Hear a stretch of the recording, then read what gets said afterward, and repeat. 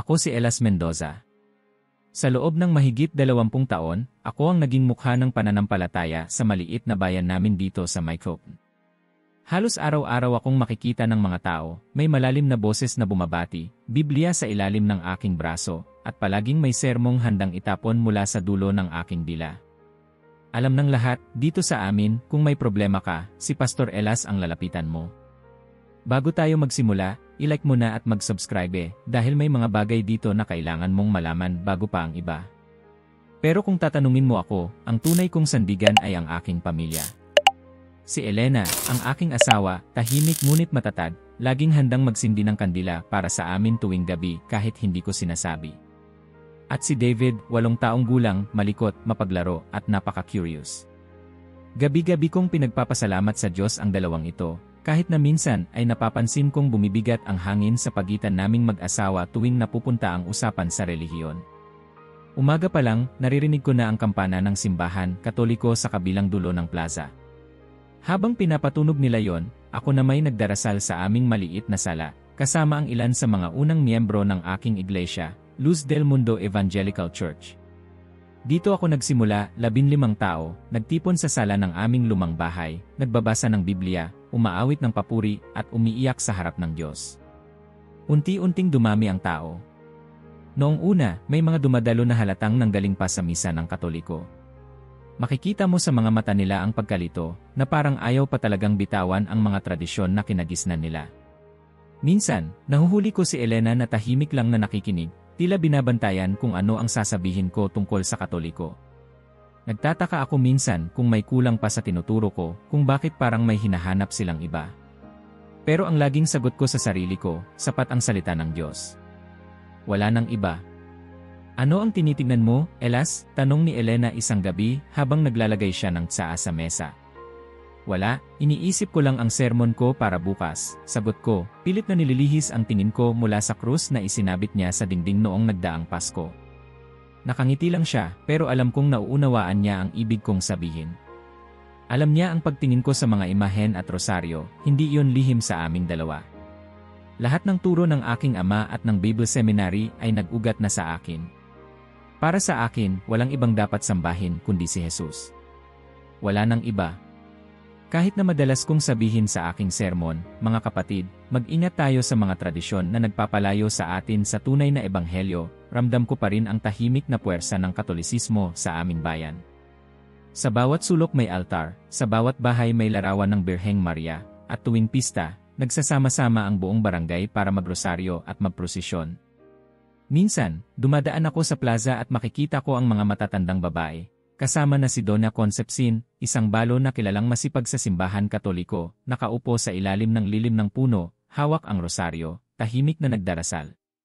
Minsan, mahuhuli ko ang sarili kong napapailing. Sayang, bulong ko sa sarili. Kung alam lang nila ang totoong katotohanan. Pero kahit anong pagsisikap kong palalimin pa ang pagkaebanghelyo ng aming bayan, laging bumabalik ang Katolisismo. Minsan parang pakiramdam ko, ako lang mag-isa ang lumalaban. Ngunit tuwing makikita ko ang mga tao sa aking simbahan, mga dating Katoliko na yumakap sa Ebanghelyo, mga kabataan na natututo ng tula at awitin mula sa Biblia, mga mag-asawa na pinagbuklod ng dasal, doon ko nararamdaman ang lakas ng loob. Nung isang gabi, habang nagsusulat ako ng sermon, lumapit sa akin si David. Daddy, sabi niya, bakit may mga taong nagdarasal ng rosaryo? Sabi ng teacher ko, maganda raw yun para kay Mama Mary. Napatigil ako. Saglit kong inisip ang sagot. Anak, mahina kong sabi, maganda ang dasal kung totoo sa puso. Pero si Jesus lang ang tagapamagitan natin sa Diyos. Hindi natin kailangan ng rosaryo para lumapit sa Kanya. Sumimangot si David, parang hindi kumbinsido. Pero si Lola, nagdarasal nun araw-araw. Sabi niya, mahal siya ni Mama Mary. Huwag mo nang alalahanin yun, sagot ko, ang mahalaga, mahal ka ni Jesus. Napatango siya at tumakbo na pabalik sa kwarto. Hindi ko mapigilan ang sariling mag-isip pagkatapos noon. Paano kung hindi ko talaga nauunawaan ang kabuuan ng pananampalatayang ito? Pero mabilis ko rin yung inalis sa isipan ko. Mas malakas ang tunog ng aking kumpiyansa kaysa sa alinlangan. Sa mga sumunod na araw, mas lalo kong pinalakas ang mga sermon ko tungkol sa panganib ng idolatriya. Palakpakan at amen ang isinasagot ng mga tao. Minsan, parang naririnig ko ang bulungan ni Don Roberto, isa sa mga senior diakon, pastor, maganda yung banat mo sa Katoliko, marami pang napapaniwala. Ngunit sa bawat papuri, may kakaibang bigat na bumabalot sa dibdib ko. Hindi ko maintindihan, pero parang may puwang na hindi ko matakpan kahit ilang ulit kong ulitin sa sarili ko na tama ang ginagawa ko. Hanggang isang araw, pagkatapos ng mahabang gabi ng dasal, natulog ako na may bigat sa isip. Napanaginipan ko si Elena, si David, at ang buong kongregasyon, lahat nakatayo sa harap ng isang simbahan, may hawak na kandila. Tumingin sila sa akin, parang may hinihintay, pero walang nagsalita ni isa. Nagising ako na may pawis sa noo, ramdam ang kaba. Nang umaga ring iyon, tinanong ako ni Elena habang nagsasalin siya ng kape, ano bang bumabagabag sa'yo? Parang may iniisip kang malalim. Pagod lang, mabilis kong sagot. Pero sa totoo lang, sa araw na yon, naramdaman ko na parang may paparating na pagbabago. Hindi ko pa alam kung paano o kailan. Basta alam ko lang, hindi na magiging katulad ng dati ang lahat. Maagang maaga pa lang, abala na ang buong plaza sa paghahanda para sa open-air service na buwanang ginagawa ng aming iglesia. Mainit na ang sikat ng araw, at sa kabila ng pagod, dama ko ang sigla ng lahat habang nag-aayos kami ng mga upuan at mikropono. Lumulutang sa hangin ang amoy ng pandesal mula sa kalapit na panaderya, haluan ng usapan ng mga bata at huni ng mga ibon sa puno ng plaza. Dito natin ilagay ang speakers, Pastor, tanong ni Don Roberto, may hawak na extension cord. Diyan. Siguraduhin nating rinig hanggang dulo ng palengke, sagot ko, nilalabanan ang kaba na pilit pumapasok sa dibdib ko.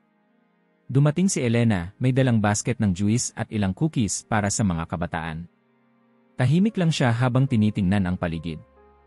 Lumapit siya kay David, hinaplos ang buhok ng bata. Maging mabait ka ngayon, ha, bulong niya. Isang oras bago mag-umpisa, nagsimulang magsidatingan ang mga tao. May ilan mula sa aming kongregasyon, karamihan ay pamilyar na mukha, mga dating Katoliko na ngayoy masigasig ng evangelical. May mga usisero rin, lumalapit-lapit, nakikinig, nagmamasid. Ang ilan ay nakatayo sa tabi ng fountain, nagkukwentuhan, habang ang iba'y nauupo sa mga bangkong bato sa lilim ng mga puno. Nakita ko si Donna Concepcin, mahigit 70 taon na, payat, nakablusang puti at palda, dahan-dahang naglakad papunta sa isang gilid ng plaza. May hawak siyang rosaryo, luma, tila minana pa sa ina. Tumabi siya sa ilalim ng malaking puno ng akasya, umupo sa batong bangko, at tuluyang pumikit, dahan-dahang gumagalaw ang mga labi sa panalangin. Hindi ko maiwasang mapansin siya. Sa gitna ng ingay ng paghahanda, parang lumalamig ang hangin sa paligid ko. Sinilip ko si Elena, tahimik siyang nakatingin kay Donna Concepcin, may halo ng pag-aalala at pag-unawa sa mata. Sumulyap din si Don Roberto, bahagyang napangiti. Ayan na naman si Concepcin. Hindi talaga nagpapatalo sa dasal, bulong niya sa akin. Nang magsimula ang programa, pumuno ang plaza. Pumwesto ako sa harap, bit-bit ang mikropono, ramdam ang bigat ng responsibilidad sa balikat ko. Sinimulan ko sa awitan, pagkatapos ay dasal. Ang bawat salita, parang kidlat na tumatama sa hangin. Mga kapatid, ngayong araw, pag-usapan natin ang kasapatan ni Kristo, malakas kong simula, at sabay-sabay na, Amen, ang tugon ng ilan. Walang ibang tagapamagitan, kundi siya lamang.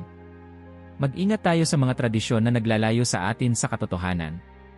Habang nagsasalita ako, napansin kong dumarami ang tumitingin kay Donna Concepcin. Hindi siya tumitingin sa akin, tuloy lang ang dasal niya, hawak ang rosaryo, walang pakialam sa gulo ng paligid. Ang ilang kabataan, pabulong na nagtatawanan habang pasulyap-sulyap sa kanya. Ang ilan, mukhang naiinis. Pero ako, unti-unting nararamdaman ang init sa mukha, parang sinusubok ang katatagan ng aking mga paniniwala sa harap ng buong bayan. Sa kalagitnaan ng sermon, hindi ko napigilang ihinto ang pagsasalita. Parang may nagtulak sa akin na gawin ang isang bagay na matagal ko nang itinutulak palayo sa isip ko. Tignan niyo, bigla kong sabi, itinuturo si Donna Concepcin. Habang tayo ay nagpapahayag ng katotohanan, mayroong ilan na mas pinipiling magdasal ng rosaryo dito mismo, sa harap natin. Ito ang espiritual na pagkabulag, mga kapatid. Ang pagdarasal ng rosaryo ay hindi magdadala ng kaligtasan, si Jesus lamang ang tagapamagitan. Sandaling natahimik ang lahat. Sumilip si Elena, halatang nagulat.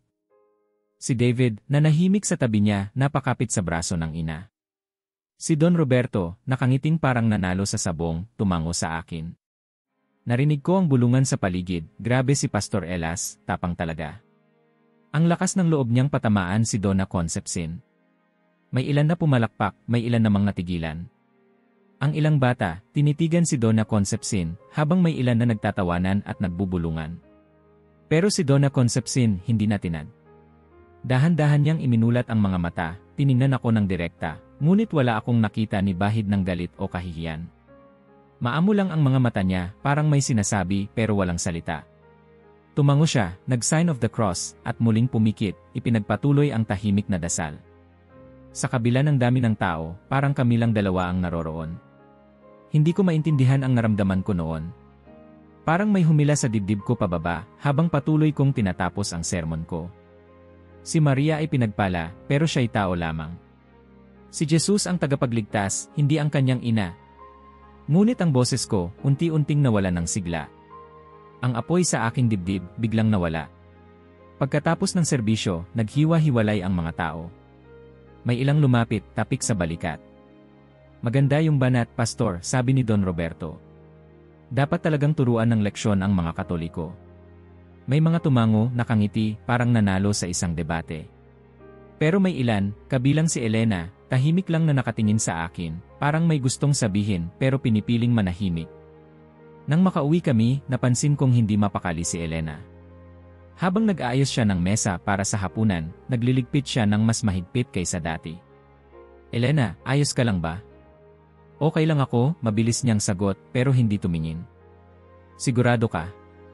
Sana lang, minsan mas piliin mong pakinggan bago maghusga. Hindi ko alam ang isasagot. Pakiramdam ko, tama ang ginawa ko, kinailangan ipagtanggol ang katotohanan. Pero nang gabing iyon, habang tahimik na kumakain si David, napansin ko ang bigat sa hangin. Wala ang dating tawanan at kwentuhan tuwing hapunan. Parang may malaki kaming hindi mapagkasunduan, ngunit walang gustong magsalita. Kinagabihan, natulog akong balisa. Hindi ko maintindihan kung bakit hindi ako mapakali. Parang may kulang, parang may naiwang sugat sa puso ko. Nang pumikit ako, mabilis akong dinala ng isip ko sa plaza, kay Donna Concepcin, sa maamong mata niya, sa rosaryong hawak niya. Doon nagsimula ang mga panaginip. Gabi-gabi, nakikita ko ang sarili ko sa plaza, pero mag-isa lang. Ang paligid, maputi, parang nalulunod sa ulap. Sa gitna ng liwanag, may babaeng nakatalikod, nakadamit ng bughaw, mahaba ang belo, nakaluhod sa panalangin. Tinatawag ko siya, ngunit hindi siya lumilingon. Lumapit ako, pilit na gustong makita ang mukha niya, pero palaging natatapos ang panaginip bago ko makita. Bumangon ako ng pawisan, may kaba sa dibdib. Kinabukasan, habang nagbabasa ako ng Biblia, hindi ko maiwasang balikan sa isip ang mga tanong ni David noong isang gabi. Daddy, mahal ba talaga tayo ni Mama Mary? Pinilit kong isara ang isip ko, magtuon sa paghahanda ng mga sermon. Pero kahit ilang beses kong ulitin sa sarili ko na si Jesus lang ang mahalaga, lumalalim ang tanong sa puso ko, bakit hindi ako mapalagay? Bakit tila nawala ang sigla ko sa tuwing nagsasalita ako tungkol sa Katoliko? Sa mga susunod na araw, napansin ni Don Roberto ang pagbagal ng mga salita ko sa pulpito.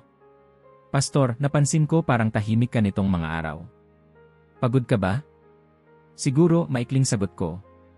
Si Elena, gabi-gabi akong tinatanong, Elas, sigurado ka bang wala kang pinagdadaanan? Wala, Elena. Pagod lang. Pero sa loob ko, parang may bagyong hindi ko mapigil. Isang gabi, bago matulog, lumapit si David sa akin, bitbit ang lumang krus na bigay ng kanyang lola. Daddy, pwede po ba akong matulog na yakap to? Napatango lang ako, at tahimik kong pinagmasdan ang anak ko, habang nilalapit sa dibdib ang maliit na krus. Pagkatapos, humiga ako, nakatingin sa kisame. Pinilit kong magdasal, ngunit tila may hangin na bumabara sa pagitan ng mga salita ko. Ramdam kong may hindi na babalik sa dating ako. At doon, unti-unting nagsimula ang pagkabasag ng dati kong tiwala. Isang bahagyang pinto ang bumuka sa isip at puso ko, hindi ko pa alam kung anong puwersa ang dadaan. Basta alam ko lang, simula pa lang ito ng pagyanig sa mundong matagal ko nang inakala kong buo. Isang Lunes ng gabi, maulan at malamig, nagsimula ang lahat sa simpleng ubo ni David. Akala ko, bunga lang iyon ng laro sa ulan noong hapon. Nakita ko pa siyang tumatakbo sa bakuran, nakikipaghabulan sa mga kaibigan, tawa ng tawa, parang walang problema sa mundo. Ngunit bago matulog, nilalagnat na siya at inuubo ng sunod-sunod. Bigyan mo na ng gamot si David, sabi ni Elena habang inilalagay niya ang palanggana ng maligambam na tubig sa tabi ng higaan ng anak namin. Inilublob niya ang bimpo at idinampi iyon sa noo ni David. Sigurado ka bang hindi ito trangkaso? Tanong ko, pilit na itinatago ang pag-aalala sa boses ko. Wala yan, Elas, sagot niya. Bata pa si David, mabilis lang yan gagaling. Ngunit kinabukasan, hindi bumuti ang lagay ni David. Dumalas ang ubo at napansin kong parang hirap na siyang huminga tuwing hating gabi.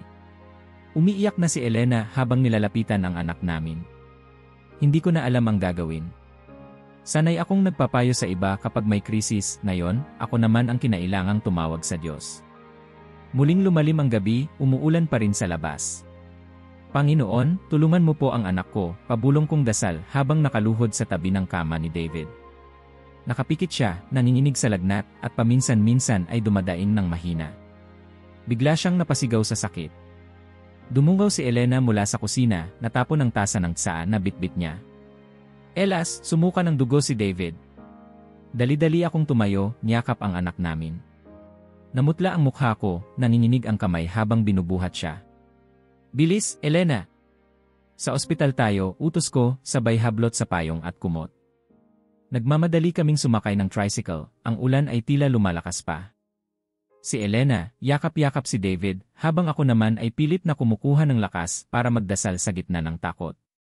Nakarating kami sa maliit na ospital ng bayan, basang-basa sa ulan. Agad kaming sinalubong ng nurse, dinala si David sa emergency room. Sinundan ko, nanginginig ang tuhod, pilit na iniisip ang tamang dasal pero tila blanko ang utak ko. Ang sumunod na oras ay parang walang hanggan. Nakausap namin ang doktor, isang batang babae na seryoso ang mukha. Mabigat po ang impeksyon sa baga ng anak ninyo. Ilalagay po siya sa monitoring room, bibigyan ng antibiotics, at gagawin namin ang lahat para gumaling siya.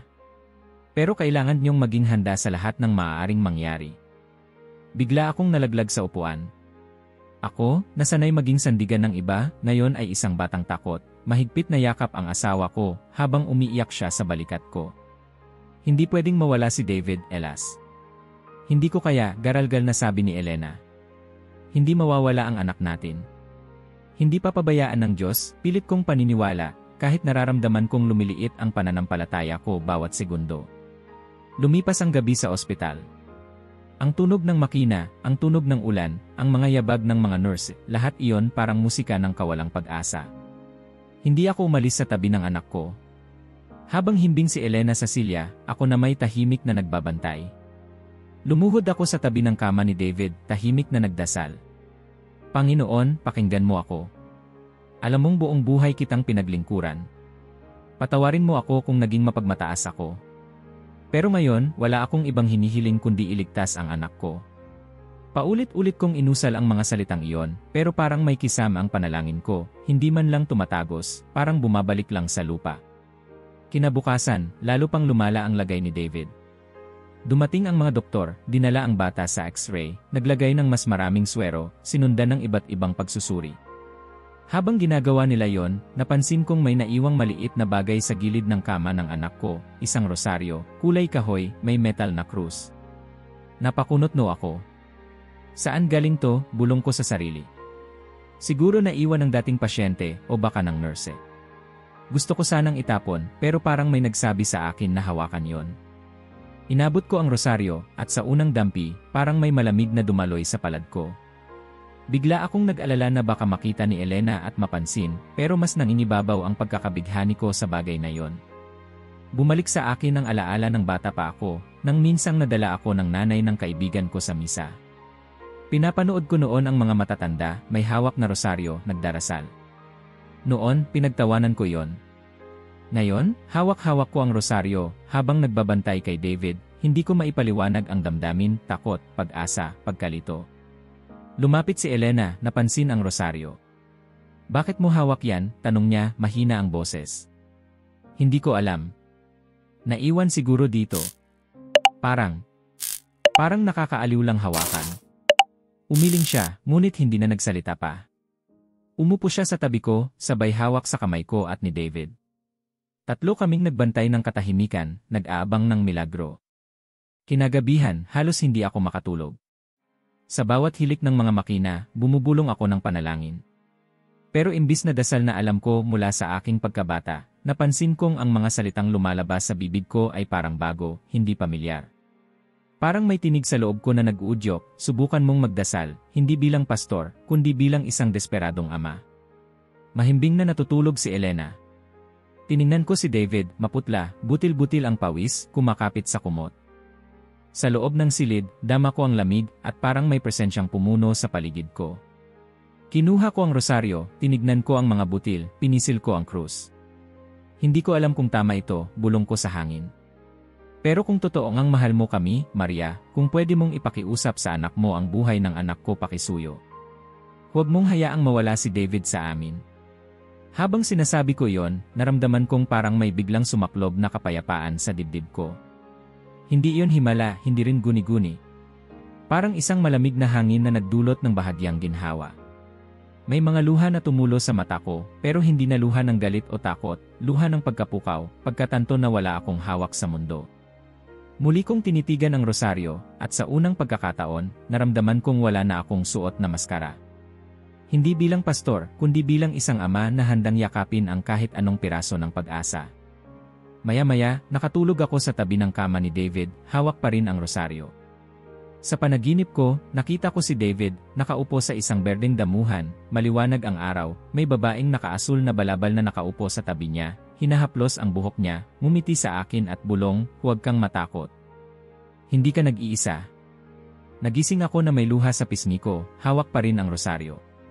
Dumilat si David, nagbukas ng mata, at mahinang ngumiti. Daddy, bulong niya, may nakita akong napakagandang babae sa panaginip ko. Sabi niya, magiging ayos lang ako. Sabi niya, hindi mo daw dapat ikahiya ang puso mo. Napaluha ako. Si Elena, napansin ang gising na anak. David, sigaw niya sabay yakap. Salamat, Diyos ko. Salamat, Tay. Biglang dumating ang doktor. Pastor Elas, kailangan naming ulitin ang mga tests. Parang nag-improve ang kondisyon ng anak ninyo. Dali-dali silang naghanda, nagdala ng mga nurse. Ang atmosphere sa ospital, biglang nagbago. May nadama kaming pag-asa na matagal na naming hindi nakita. Naghintay kami ng ilang oras, at nang bumalik ang doktor, may kakaibang ngiti sa kanyang labi. Hindi ko maintindihan. Pero malinis na ang dugo ng anak nyo. Parang nawala ang impeksyon. Pwede na siyang umuwi pagkatapos ng kaunting obserbasyon. Kung gusto ninyong magpasalamat, siguro dasal ang pinakamaganda. Hindi ako makapagsalita. Pinisil ko lang ang rosaryo, huminga ng malalim. Hindi ko alam kung paano ipapaliwanag ang nangyari, pero alam ko sa sarili ko na ang dasal na yon, ang rosaryo, at ang panaginip, lahat ay may kinalaman. Habang nagbabalot kami ng gamit, nilapitan ako ni Elena, tumingin ng malalim sa mata ko. Elas, maraming paraan ang Diyos. Minsan, mas malambot ang kanyang sagot kaysa sa tinig ng kahit sinong pastor. Niyakap ko siya, mahigpit, at sa kauna-unahang pagkakataon, hindi ko naisip ang tama o mali, naisip ko lang na buhay ang anak ko, at may bagong liwanag na bumuka sa puso ko. Sa pag-uwi naming tatlo, bitbit ko sa bulsa ang rosaryo, hindi bilang tanda ng pagtalikod sa lahat ng ipinaglaban ko, kundi bilang tanda ng pagyakap sa isang panibagong pag-asa. At habang pinagmamasdan ko si David na natutulog sa biyahe, alam kong simula pa lang ng tunay kong pagbabago ang lahat ng ito. Ang tahimik na gabi sa bahay namin pagkatapos makauwi galing ospital ay parang ibang mundo na. Si David, tulog na tulog, may kulay na ulit ang mga pisngi at bahagyang sumisinghap-singhap pa rin, pero wala na ang lagnat at ubo. Si Elena, hindi mapakali, parang may gustong ipagsigawan sa buong barangay ang pasasalamat. Ako naman, palaging nakatanaw sa anak ko, hawak ang rosaryo sa bulsa, takot na mawala ang liwanag na yon. Kinabukasan, muling bumalik ang sikat ng araw. Lumuwa ang ingay ng mga tricycle sa kalsada, sumigaw ang mga tindera sa palengke, ngunit sa loob ng bahay, lahat ng tunog ay parang nakamute. Tahimik akong naupo sa tabi ng mesa habang nag-aalmusal sina Elena at David. Daddy, masarap na ulit ang lasa ng gatas, masayang bulalas ni David. Napangiti ako, nilalaro ang kutsara sa tasa, at tinapik siya sa ulo. Salamat sa Diyos, mahina kong sabi. Napatingin sa akin si Elena, parang gustong magtanong, pero tumalikod lang at niligpit ang mga plato. Tahimik. Pinilit kong bumalik sa normal na gawain kinabukasan. Nagbihis ako ng puting polo, kinuha ang aking Biblia, naglakad papunta sa simbahan. Sa daan, bumati ang mga kapitbahay. "Pastor, kumusta na po si David?" tanong ng ilan. "Salamat sa Diyos, magaling na siya," sagot ko, pilit nang umingiti, pero ramdam ko ang pagod sa bawat hakbang. Pagdating sa simbahan, pinilit kong bumalik sa dati kong ritual. Sinimulan ko ang araw sa panalangin, binasa ang Biblia, naglista ng mga pangaral para sa linggo. Ngunit sa tuwing titingnan ko ang mga talata, tila ba nawawala ang apoy sa puso ko. Parang may kurtina na nakatakip sa dati kong sigasig. Sinubukan kong i-rewrite ang sermon, pilit na ibinabalik ang mga lumang tema, walang ibang tagapamagitan kundi si Kristo. Ngunit tuwing binibigkas ko ito, parang may bumubulong sa isip ko, boses na mahina ngunit matalim, "Sigurado ka ba?" Nang araw ng linggo, puno ang simbahan. Si Don Roberto, nakangiti, parang walang nangyari. Binati ako ng mga miyembro, tila hindi nila alam na may malaking nabago sa akin. Sa gitna ng sermon, sinubukan kong maging matatag. "Mga kapatid, ang Diyos ay tapat, hindi tayo pababayaan." Pero habang tumatagal, unti-unting nangingibabaw ang kaba at pangungulila. Nakatingin ako kay Elena sa likod, tahimik lang siyang nakaupo, hindi tulad ng dati na palaging nakangiti. Pagkatapos ng serbisyo, may ilang lumapit para bumati. Pero ang karamihan, agad na umalis. Parang may naramdamang pagbabago sa akin na hindi nila mabigyan ng pangalan. Naisip ko, baka ako lang ang nag-isip ng labis. Ngunit nang mag-isa na ako sa opisina, parang dinudurog ng bigat ang dibdib ko. Napagpasyahan kong maglakad-lakad sa bayan. Mainit ang araw, pero malamig ang pakiramdam ko. Nakita ko ang plaza, ang bangko sa ilalim ng akasya, at doon, nakaupo si Donna Concepcin, nakayuko, tahimik na nagrorosaryo. Nagmamadali akong lumapit, hindi na inisip kung may makakakita. Pinilit kong ipunin ang lahat ng lakas ko. "Donna Concepcin," tawag ko. Dahan-dahan siyang tumingala. Sa una, parang nagulat siya, pero agad ding lumambot ang mga mata. "Pastor Elas, paano po kita matutulungan?" Hindi ko alam kung paano magsisimula. Nilingon ko ang paligid, walang ibang tao, kami lang dalawa at ang araw na papalubog. Gusto ko pong humingi ng tawad, mahina kong simula, halos pabulong. "Para saan, Hijo?" "Para sa nangyari noong service sa plaza. Alam kong nasaktan ko kayo at ipinahiya ko kayo sa harap ng marami. Mali ang ginawa ko. Hindi ko alam kung bakit ko yon nagawa, pero patawad po." Hindi nagsalita si Donna Concepcin. Tumango lang siya, hinawakan ang kamay ko, malamig at magaan ang haplos. "Matagal ko nang napatawad, Hijo," mahinahon niyang sagot. "Noong araw pa lang na yon, niluhod ko na sa Birheng Maria ang pangalan mo. Alam kong may mabigat sa puso mo. Hindi kita kinamuhian, Pastor. Mas naniniwala ako na minsan, ang sugat ng tao ay binubuksan para makita ang totoo niyang laman." Hindi ko napigilang mapaluha. Niyuko ko ang ulo ko, pilit na nilulunok ang lahat ng pagmamataas na natira. Hindi ko na alam kung ano ang totoo, Donna Concepcin, halos pabulong. Ang dami kong itinuro, ang dami kong tinindigan pero parang wala nang saysay lahat ngayon. Parang hindi ko nakilala ang sarili ko. Niyakap niya ako. Hindi mahigpit, kundi yakap ng isang inang nagpapatawad. "Alam mo, Hijo, minsan kailangan nating mawala ng lakas para maintindihan na ang Diyos ay hindi natin kayang ikahon sa sariling kahon ng tama at mali. Maraming misteryo ang pananampalataya. Pero ang tunay na pag-ibig, ang tunay na kapatawaran, palaging naroroon kapag tayo ay bumaba at tumanggap ng pagkatalo." Tahimik kaming naglakad papunta sa bahay niya. Pinapasok niya ako, pinaupo sa maliit na mesa. Sa altar ng kanyang sala, maraming kandila, litrato ng Birheng Maria, mga bulaklak. "Kape ka muna, Hijo," alok niya. "Alam mo, ang dasal, hindi lang para sa mga santo. Para rin yon sa mga sugatang puso." Nagsimula akong magkwento, hindi bilang pastor, kundi bilang ama. Ikinuwento ko ang pagkakasakit ni David, ang rosaryong natagpuan ko sa ospital, ang dasal na hindi ko maintindihan kung bakit biglang sumibol sa bibig ko. Ang panaginip ko kay Maria, ang pakiramdam na parang inakay ako palabas ng dilim. Lahat. Walang itinira. Tahimik siyang nakinig. Paminsan-minsan, tumutulo ang luha sa mata niya. Napakabait ng Diyos, anya. At napakabait ng kanyang ina. Alam mo, Pastor, hindi kailanman pinarurusahan ng Birhen ang mga anak na sumusubok umunawa. Tinatanggap niya, inaaruga, at hinihintay. Alam kong darating ang araw na mas mauunawaan mo pa. Napahawak ako sa rosaryo sa bulsa ko, parang may apoy na biglang umapoy sa gitna ng lamig ng aking dibdib. Hindi ko pa rin alam ang sagot sa lahat, Donna Concepcion, aminado kong sabi. Hindi ko pa rin alam kung saan ako pupunta mula rito. Umiti siya, nag-abot ng tasa ng kape. Ang Diyos ang bahala, Hijo. Basta wag kang matakot magtanong. Ang totoo, hindi natatakot sa liwanag. Kapag handa kang sumuko, doon mo mahahanap ang kapayapaan. Hindi mo kailangang iwanan ang lahat, minsan, kailangan mo lang buksan ang puso mo ng mas malalim. Habang naglalakad ako pa uwi, ramdam ko ang bigat ng hiya, ngunit sa ilalim noon ay may kakaibang kapayapaan.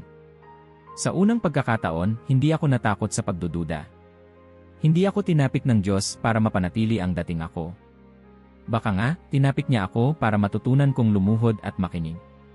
Sa pagsapit ng gabi, umupo ako sa tabi ni David. Mahimbing siyang natutulog, yakap ang maliit na krus na bigay ng lola niya. Umupo si Elena sa tabi ko, tahimik. Hawak niya ang kamay ko, parang sinasabi niyang narito lang siya, kahit hindi kami magkaintindihan. Habang nakaupo sa dilim, bumulong ako ng dasal, hindi para makumbinsi ang Diyos, kundi para humingi ng tulong na tanggapin ang sarili ko. Panginoon, salamat sa buhay ng anak ko. Salamat sa mga taong nagpapakita ng liwanag kahit nasa dilim ako. Turuan mo po akong magmahal at magpatawad. Kinabukasan, mas magaan ang pakiramdam ko. Hindi pa tapos ang laban, ngunit alam ko, may liwanag na akong sinusundan, kahit hindi ko pa alam kung saan ako dadalhin. Lumipas ang mga linggo na parang may bago akong balat, sensitibo sa bawat bagay na dati ordinaryo lang. Sa bawat pagdaan ko sa simbahan Katoliko sa plaza, tila ba hinihila ako ng isang puwersang hindi ko maipaliwanag. Tuwing misa ng linggo, madalas kong nakikita ang mga ilaw ng kandila sa loob, ang amoy ng insenso na dumadaloy palabas ng pinto, at ang mga tinig na magkasabay sa pag-awit ng mga luma, ngunit buhay na awit. Isang gabi, pinili kong umupo sa pinakadulo ng simbahan matapos magtapos ang sariling serbisyo sa aming evangelical church. Doon ko unang nasilayan ng malapitan si Padre Miguel, matangkad, tahimik, at may ngiti na parang alam na niya ang pinagdadaanan ko. Lumapit siya sa akin pagkaraan ng misa. Magandang gabi po, sabi niya, tila walang bahid ng paghusga. Parang bago po ang mukha ninyo sa simbahan natin. Umiti ako, pilit na tinatago ang kaba. Ako po si Elas mula sa kabilang simbahan. Gusto ko lang pong makinig at maintindihan. Umupo siya sa tabi ko sa isang mahigpit na bangko. Hindi ko alam ang lahat ng dahilan, Hijo, mahinahon niyang sabi. Pero ang paghahanap ng katotohanan ay hindi kailanman kasalanan. Anumang tanong mo, malugod kitang sasamahan. Noon nagsimula ang sunod-sunod na pag-uusap namin ni Padre Miguel. Tuwing gabi, pagkatapos ng lahat ng gawain, tumatambay ako sa sakristya. Palaging may mainit na tsaa at ilang piraso ng tinapay. Tinanong ko siya tungkol sa mga bagay na tinuring kong mali, bakit dinarangal si Maria, bakit may mga imahen, bakit may mga santo, bakit paulit-ulit ang misa. Hindi siya sumagot ng patama. Sa halip, ginabayan niya akong magbasa, magdasal, at magtanong pa ng mas malalim. Hindi niya ako pilit na binago. Mas lalo niya lang akong hinikayat na maghanap. Isang gabi, pagkatapos ng mahabang usapan, tiningnan niya ako. Elas, hindi ka ba natatakot sa galit ng mga kasama mo sa simbahan? Umiti ako, mapait. Sabi nila, wala akong takot, pero sa totoo lang, ngayon lang ako natakot ng ganito. Hindi sa sinasabi ng tao, kundi sa posibilidad na, sa lahat ng taon, may mahalaga akong hindi nakita. Ngumiti si Padre Miguel. Ang Diyos ay higit na malawak kaysa sa ating mga pader at doktrina. Kung ang puso mo ay naghanap ng katotohanan, tiyak na hindi ka niya pababayaan. Habang lumalalim ang mga araw, lalong lumalakas ang pagnanasa kong hanapin ang sagot. Umuwi ako gabi-gabi, bitbit ang mga librong inirekomenda ni Padre Miguel. Pinag-aralan ko ang mga sinulat ng mga ama ng simbahan, ang kasaysayan ng Eukaristya, ang mga panalangin ng mga santo. Sa tuwing tatawagin ako ni Elena para kumain, madalas akong nakalublob sa pagbabasa. Hindi niya ako pinipilit, pero ramdam ko ang kabigatan sa hangin. Isang gabi, habang nagsusuklay ng buhok si Elena sa harap ng salamin, nilapitan ko siya. Elena, ano sa tingin mo kung subukan kong dumalo sa misa at talagang magbasa tungkol sa simbahang Katoliko? Tumingin siya sa akin, nagtagal bago nagsalita. Hindi ko alam kung saan tayo dadalhin ng lahat ng to, Elas. Pero kung totoo ang nararamdaman mo, hindi kita pipigilan. Basta sama-sama tayo. Basta hindi mo kami iwan ni David. Hinalikan ko siya sa noo, mahigpit. Hindi ko kayo iiwan. Kayo lang ang meron ako. Dumating ang araw ng linggo, tila may bigat ang hangin habang papunta ako sa simbahan namin. May sermon akong inihanda tungkol sa pagsubok ng pananampalataya. Pero habang binabasa ko ang notes ko, parang may kulang. Dumarami ang tanong, paliit ng paliit ang sigla. Habang pinagmamasdan ko ang kongregasyon, mga kaibigang nagtiwala at naniwala sa akin, pakiramdam ko, nilalamon ako ng kaba. Pagkatapos ng awitan at pagbasa ng Biblia, huminga ako ng malalim. Alam kong ito na ang araw. Tiningnan ko si Don Roberto, nakaupo sa harap, palaging handang sumigaw ng amen. Si Elena, nasa likod kasama si David, tahimik na nakayuko. Tumayo ako sa pulpito, tinignan ang lahat sa mata. Mga kapatid, gusto kong magsabi ng isang bagay na matagal ko nang itinatago. Alam ko, iba ito sa nakasanayan natin, pero hindi ko na kayang magtago. Sa nakaraang buwan, dumaan ako sa pagsubok ng pananampalataya. Nagkasakit si David, muntik nang mawala sa amin. Doon ko unang naramdaman ang takot, at doon ko unang naramdaman ang tahimik na presensya ng Diyos sa paraang hindi ko akalaing mararanasan ko. Tahimik ang lahat. Si Don Roberto, kumunot ang noo, parang hindi makapaniwala. Pinagdasal ko ang anak ko pero hindi lang iyon, mga kapatid. Sa isang pagkakataon ng desperasyon, humawak ako ng rosaryo, at sa unang beses sa buhay ko, nakiusap ako kay Maria.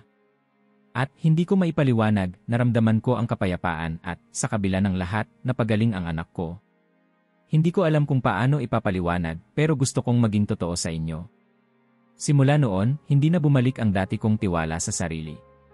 Hindi dahil nawala ang Diyos, pero dahil lumawak siya sa paningin ko. Nagkaroon ng bulong-bulungan. Ang ilan, tiningnan si Don Roberto. Ang ilan, napatingin sa akin ng tuwid. Si Elena, tumayo at nilapitan ako, tahimik na pinisil ang kamay ko. Ito lang ang hinihiling ko, pakinggan nyo ang puso nyo.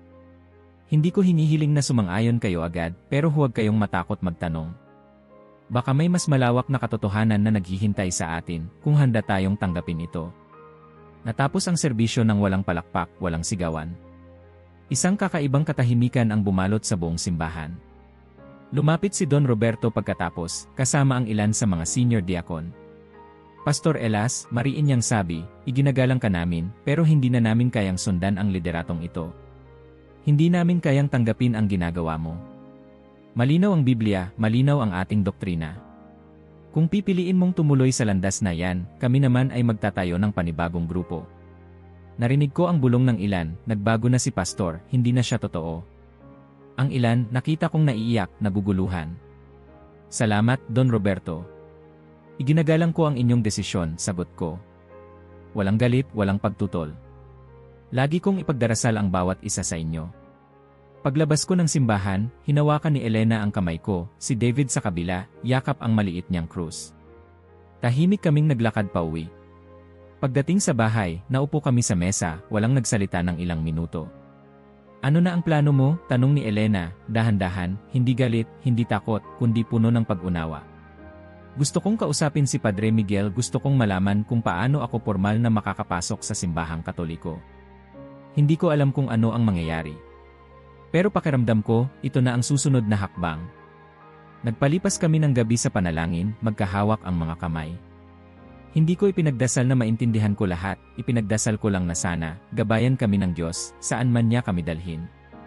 Kinabukasan, pumunta ako kay Padre Miguel. Tinanggap niya ako sa opisina, tahimik na pinakinggan ang bawat salita ko. Padre, gusto kong magpatuloy, gusto kong maunawaan ang kalooban ng Diyos, para sa akin, para sa pamilya ko. Hindi na ako sigurado kung ano pa ako, kundi isang anak na naghahanap ng tahanan. Umiti siya, pinisil ang balikat ko. Ang simbahan ay tahanan ng lahat ng sugatang anak ng Diyos. Kung nais mong sumama, maraming hakbang. Pag-aralan mo ang katesismo, dumalo sa mga klase, lumago sa panalangin. Hindi madaling landas, Elas. Pero hindi mo kailangang mag-isa. Nagsimula ang proseso, pagpasok sa mga katekismo class, pakikinig ng misa tuwing linggo, at pag-aaral ng mga dasal na bago sa pandinig ko. Si Elena, bagamat may pag-aalinlangan pa noong una, ay dumadalo rin, tahimik na nagmamasid. Si David, tuwang-tuwa tuwing may bagong kanta o kwento na naririnig sa simbahan. Sa bawat linggong lumilipas, nararamdaman kong paunti-unti, gumagaan ang dalang bigat. Hindi na ako natatakot sa tanong ng mga dating kasamahan. May ilan sa kongregasyon na lumalapit sa akin ng palihim, nagtatanong, "Pastor, ano po bang nakita ninyo sa Katoliko?" Kapayapaan, tapat kong sagot. Kapayapaang hindi ko natagpuan noon, kahit alam kong tama ako. Buwan ang lumipas bago ako formal na tinanggap. Sa araw ng pagtanggap, suot ko ang pinakasimple kong damit. Magkayakap kami ni Elena at David habang lumalapit kay Padre Miguel sa harap ng altar. Ramdam ko ang tibok ng puso ko, hindi dahil sa kaba, kundi dahil sa sagot na, sa wakas, natagpuan ko. "Handa ka na ba, Elas?" tanong ni Padre Miguel bago ibuhos ang tubig sa aking ulo. "Handa na po, Ama. Handa na po kaming buong pamilya." Nang matapos ang seremonya, napuno ng luha ang mata ko. Sa unang pagkakataon sa napakaraming taon, parang nagbukas ang buong mundo. Hindi ko na kailangang maging leader, kailangan ko lang maging totoo. Ang pamilya ko, mahigpit na yumakap sa akin. Sa labas ng simbahan, sinalubong kami ng araw, at ramdam ko ang init ng panibagong simula. Ang dating mundo na itinayo ko sa sarili kong kamay ay tuluyan ng nabasag, ngunit ang tunay na tahanan, sa wakas, ay natagpuan ko, kasama ang mga mahal ko, kasama ang liwanag na noon pa pala ako hinihintay. Madaling araw pa lang, gising na ako, tahimik na naglalakad sa silid habang nakadungaw sa bintana. Mahinang liwanag ng buwan ang bumabalot sa mga kalye ng aming bayan. Wala na ang tunog ng mga kampana ng dating kongregasyon. Ngayon, ang mga tunog na pumupuno sa umaga ko ay ang marahang pag-ikot ng mga butil ng rosaryo sa mga daliri ko, ang awitin ng mga ibon sa labas, at ang mabining bulong ng panalangin. Hindi ko inakala na isang araw, ang simpleng kwintas na ito, na dati tinitingnan ko bilang tanda ng maling pananampalataya, ay magiging araw-araw na kasama ko, hindi bilang anting-anting, kundi bilang paalala ng pagmamahal ng isang ina na hindi sumuko kahit kailan. Mabigat man ang mga pinagdaanan, tila mas magaan na ang bawat hakbang. Sa opisina ng munisipyo ako nagtatrabaho tuwing umaga, maliit lang ang sahod, pero sapat na. Dati, ako ang tinuturing na haligi ng pananampalataya, may sariling simbahan at mga tagasunod. Ngayon, isa lang akong simpleng empleyado na nakikinig, nagtutulak ng papel, at mumingiti sa mga kasama. Luma na ang sapatos ko, magaspang na ang mga palad, pero tuwing tanungin ako ng mga tao, "Elas, masaya ka ba sa buhay mo ngayon?" Laging totoo ang sagot ko. Masaya ako. Tuwing gabi, pagkatapos ng hapunan, sabay-sabay kaming nagrorosaryo bilang pamilya. Si David, ngayon ay 3 anyos, ay siya nang tumutukoy kung anong misteryo ang pagninilayan. Minsan, si Elena ang nauuna sa dasal, ang boses niya ay mahina ngunit buo. May mga gabing tinatamaan kami ng antok, may mga gabing natatawa si David sa pagkakamali ng bigkas ng dasal, pero palaging magaan ang puso naming tatlo tuwing magtatapos ang gabi. Isang gabi, nagtanong si David, "Tay, bakit po ba mahalaga si Mama Mary sa atin?" Napatingin ako sa kanya, sabay haplos sa kanyang buhok.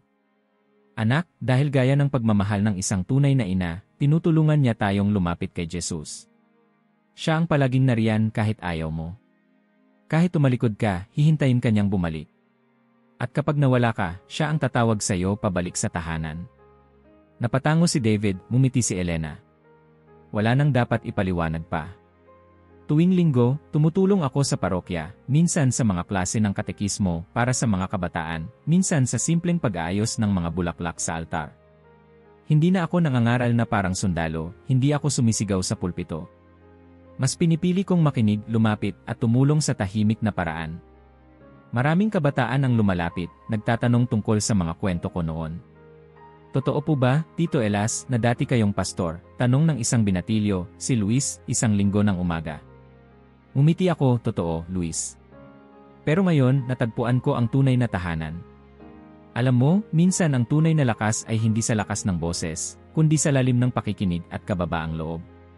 May mga dating miyembro ng Evangelical Church na minsan ay lumalapit sa akin sa palengke o sa simbahan. May mga bumabati ng masigla, may ilan na nag-aalangan, hindi pa handang lumapit. Pero may mga gabi na may tao ring kumakatok sa aming bahay, dating kaibigan, dating kasamahan, umiiyak, naguguluhan, naghahanap ng payo. Hindi ko sila pinipilit.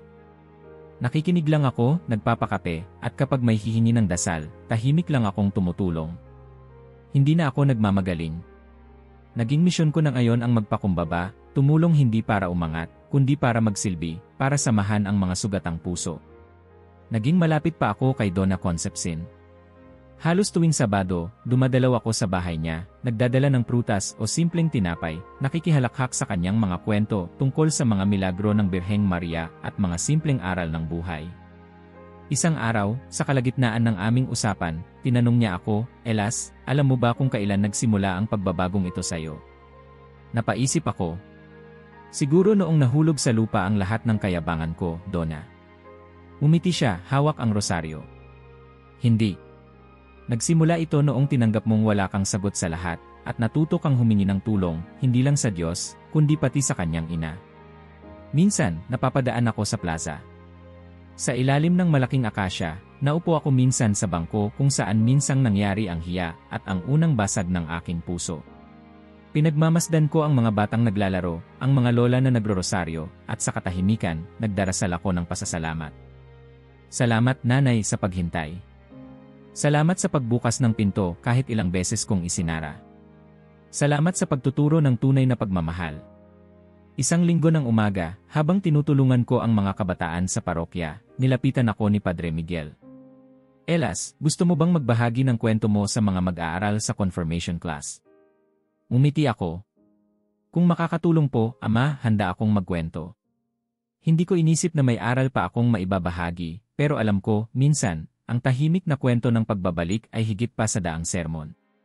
Habang pinagmamasdan ko ang mga kabataang nakaupo sa paligid, napansin ko ang pagkinang sa mga mata ng ilan, lalo na tuwing babanggitin ko si Maria at ang dasal ng rosaryo. Hindi madali ang humingi ng tawad, sabi ko. Pero kapag natutunan mong tanggapin ang sariling kahinaan, doon mo lang talaga mararanasan ang awa ng Diyos. Pag-uwi, nadatnan ko sina Elena at David sa kusina, nagtatawanan habang nagluluto ng tsokolate. Kumpleto ang pamilya ko, payak, tahimik, pero puno ng saya at pasasalamat. Habang sabay-sabay kaming kumakain, napaisip ako kung paanong minsan, kailangan mo munang mabasag, masaktan, at mawalan bago matutong tumanggap at magmahal ng tunay. Bago matulog, umupo ako sa tabi ng bintana, nilalaro sa daliri ang rosaryo, nakatingin sa liwanag ng buwan. Hindi ako nagdasal para sa bagong titulo, hindi ako humingi ng anumang posisyon. Ang hiling ko lang, manatili ang kababaang loob at ang simpleng pagmamahal na natutunan ko, ang pagmamahal na nag-ugat hindi sa aking lakas, kundi sa pagtanggap ko sa sariling kahinaan at sa pagyakap ng ina ng Diyos. Ngayon, hindi na nila ako tinatawag na Pastor Elas. Sa parokya, ako'y si Kuya Elas o Tito Elas lamang. Sa bahay, ako'y simpleng asawa at ama. Pero ang pinakamahalaga sa lahat, natutunan kong maging anak. Anak ng Diyos at anak ni Maria. Ang misyon ko ngayon ay tumulong sa tahimik, magpakumbaba, at ipamuhay ang kapayapaang natagpuan ko, hindi sa gitna ng papuri, kundi sa likod ng bawat simpleng dasal, bawat yakap, bawat pagsuko. Habang pinapatay ko ang ilaw, bumulong ako ng huling panalangin. Nanay, salamat sa pagtuturo ng kababaang loob, sa pagyakap sa akin noong pinakailangan ko, at sa paggabay sa akin pabalik sa puso ng iyong anak. Bigyan mo po ako ng lakas para ituro ang landas ng pag-ibig sa iba, hindi sa salita, kundi sa halimbawa. At sa katahimikan ng gabing iyon, habang mahimbing na natutulog ang pamilya ko at mahigpit kong yakap ang rosaryo, alam kong, kahit saan man ako dalhin ng Diyos, hindi na ako mawawala dahil natagpuan ko na ang totoong tahanan. Sa kanyang mga kamay, sa puso ng isang ina, at sa tahimik na serbisyo ng pagmamahal. If you made it this far, leave a like and subscribe. Because stories like this, you should be the first to know.